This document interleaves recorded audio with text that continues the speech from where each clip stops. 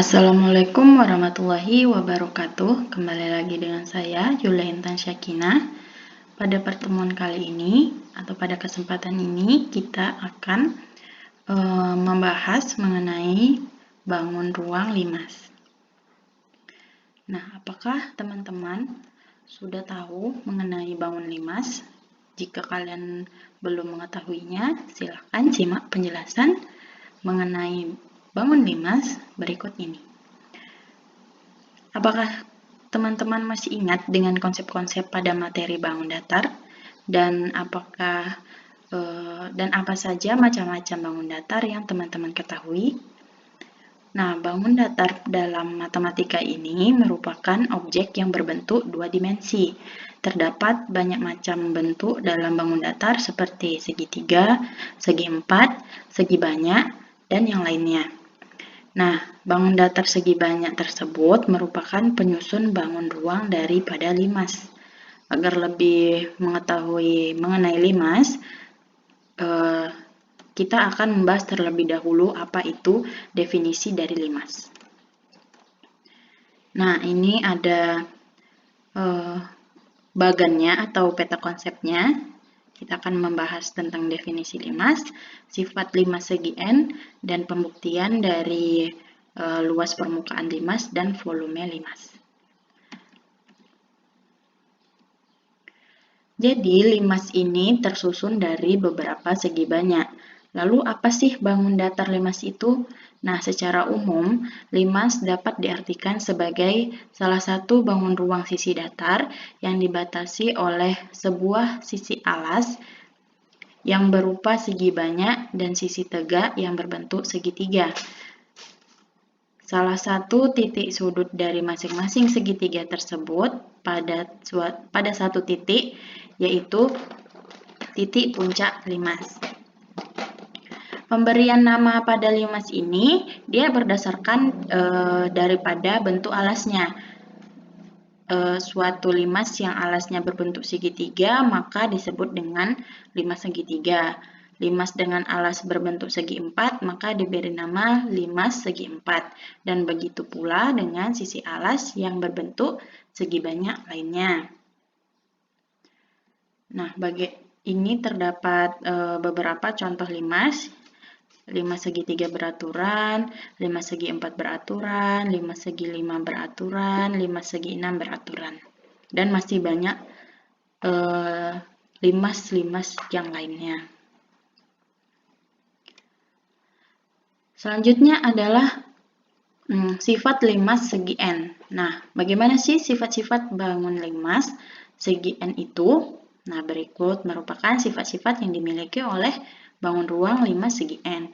Yang pertama ada banyak sisi. Nah, banyak sisi pada limas segi N ini adalah N ditambah satu buah, di mana itu adalah sebuah sisi alas dan N buah sisi tegak berbentuk segitiga.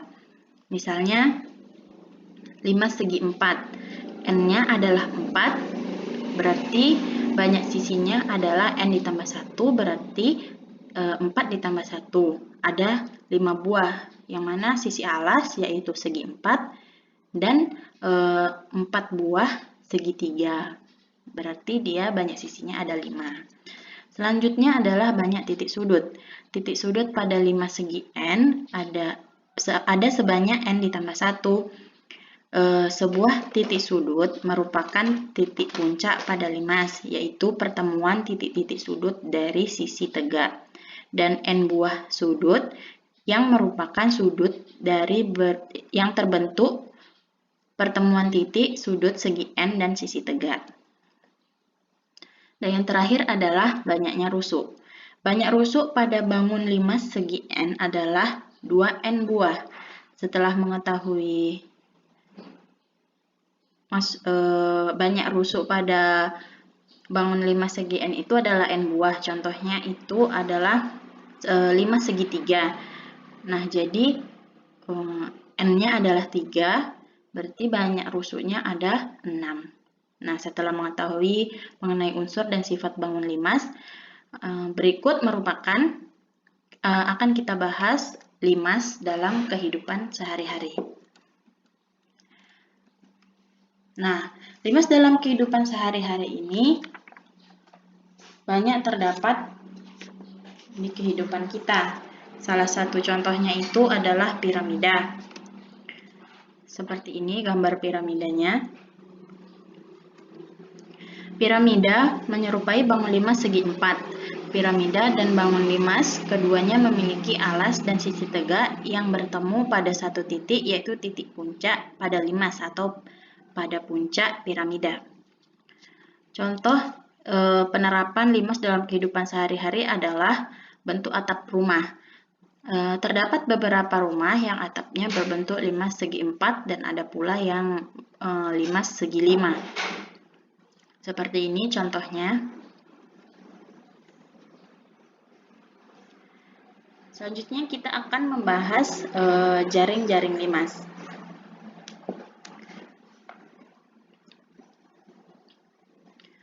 Bentuk jaring-jaring limas dapat diketahui dari bentuk alas dan sisi-sisi tegak daripada limas tersebut.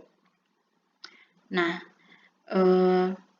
bentuk jaring-jaring limas tersebut dapat digunakan untuk menentukan luas permukaan limas.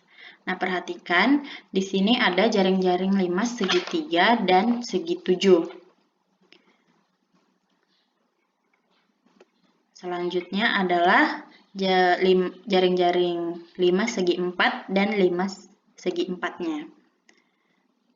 Nah, dari limas segi 4 ini, bangun datar apa saja yang teman-teman dapat lihat pada gambar ini? Nah, pada jaring-jaring limas segi 4 tersebut terdapat 5 bangun datar, yaitu sebuah segi 4, ini segi 4 sebagai alasnya, dan 4 buah segi 3, 1, 2, 3, 4 buah segitiga yang kongruen. Nah, pada bangun limas segi 4 T, A, B, C, D mempunyai jaring-jaring yang terdiri dari sebuah alas berbentuk segi 4, yaitu segi 4 A, B, C, D, yaitu ini A, B, C, D, segi 4-nya, dan 4 buah segitiga yang kongruan, yaitu T, A, B, T, B, C, T, C, D, dan segitiga T, D, A. Nah, setelah mengetahui jaring-jaring limas, maka kita akan membahas mengenai luas permukaan limas dan pembuktiannya.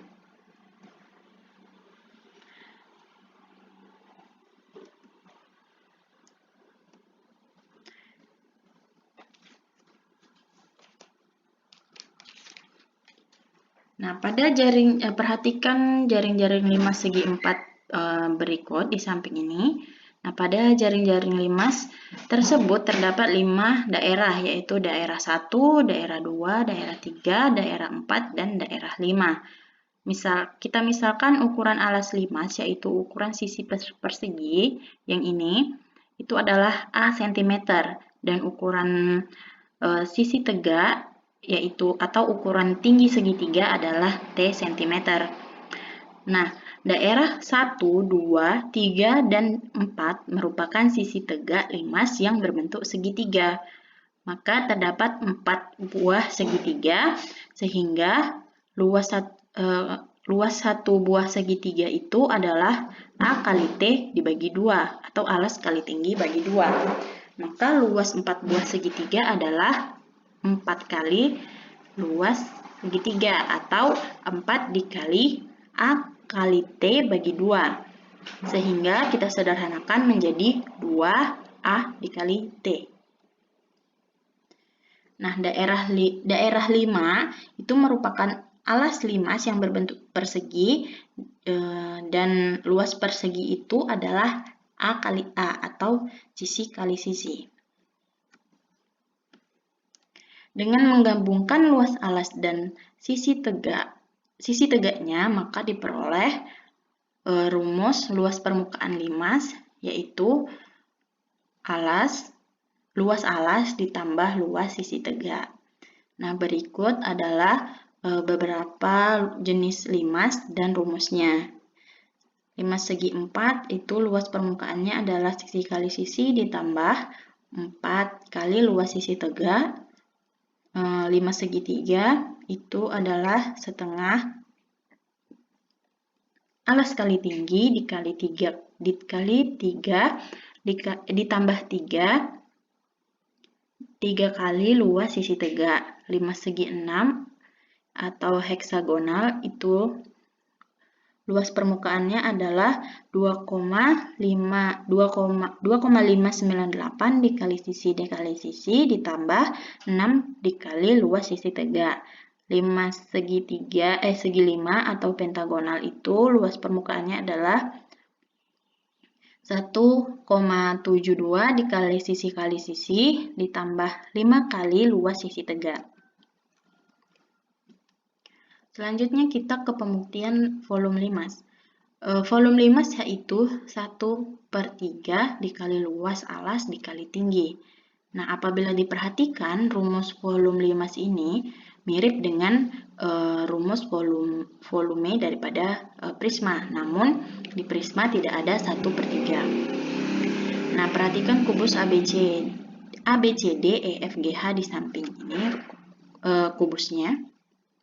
Selanjutnya, jika dibuat semua garis diagonal ruang pada kubus ABCD, EFGH ini, maka akan terbentuk bangun ruang baru yaitu limas.